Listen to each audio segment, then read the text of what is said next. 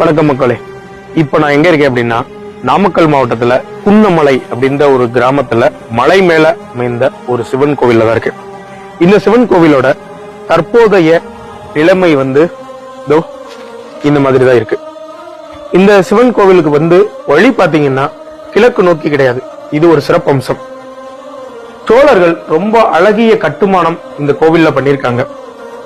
இந்த கோவிலுக்கு நான் நிச்சயம் உங்ககிட்ட உதவி கேட்க போறேங்க. ஆனா உதவி பண உதவி இல்ல.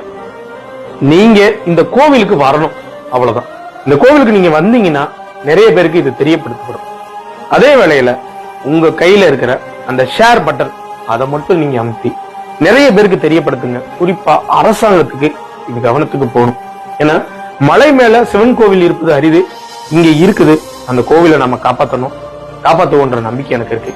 உங்களுக்கும் இருக்குன்னு நான் நம்புறேன்.